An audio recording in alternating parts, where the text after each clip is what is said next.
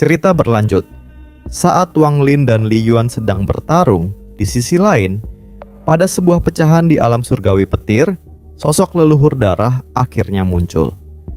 Di tengah pertempuran, Wang Lin memengaruhi pikiran sang pelayan dengan mengatakan bahwa alasan upayanya membangkitkan sang tuan selalu gagal adalah karena tuannya sendiri tidak menginginkan kebangkitan itu.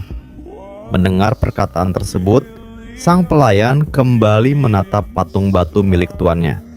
Keraguan mulai memenuhi hatinya, hingga akhirnya ia menyadari bahwa semua yang dilakukannya selama ini adalah sebuah kesalahan. Dipenuhi penyesalan, sang pelayan segera berlutut di hadapan patung batu sambil memohon ampun atas segala perbuatannya.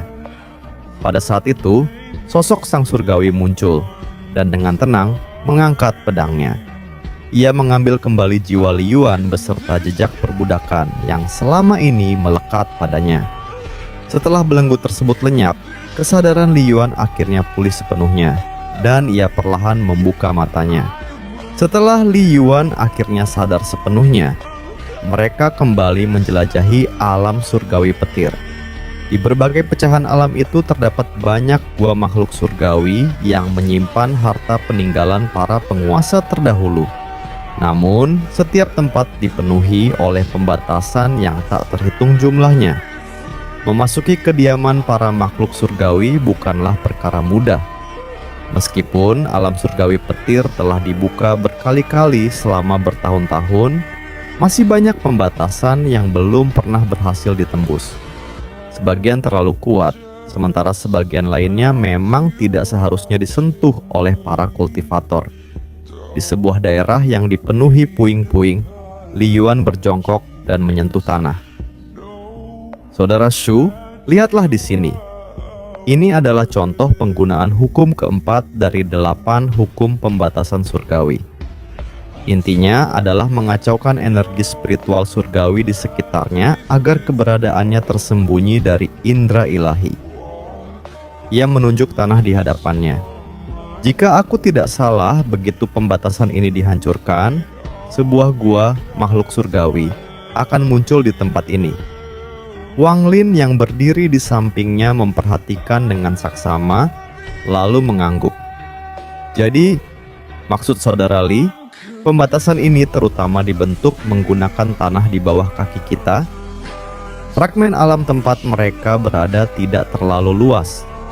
Tanahnya berwarna hitam pekat, sementara langitnya gelap tanpa secercah cahaya. Tidak ada sambaran petir, tetapi suara gemuruh yang berat terus bergema dari kejauhan. Dalam radius puluhan ribu kilometer, hanya mereka berdua yang berada di sana. Li Yuan tersenyum puas. Pemahaman saudara Shu terhadap pembatasan benar-benar luar biasa. Selama sebulan terakhir, hampir setiap penjelasanku selalu bisa langsung kau tangkap inti permasalahannya. Ia mengambil segenggam tanah hitam dan memasukkannya ke dalam tas penyimpanannya. Saudara Shu juga sebaiknya mengambil sedikit tanah ini. Setelah keluar dari alam surgawi petir, kemungkinan besar sifat tanah ini akan berubah.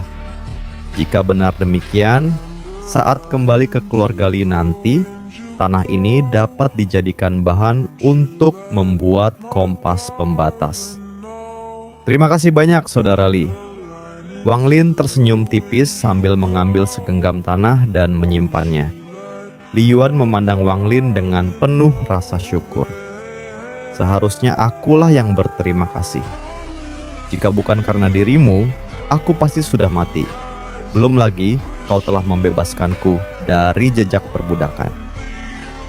Sudah sebulan sejak ia berhenti mabuk.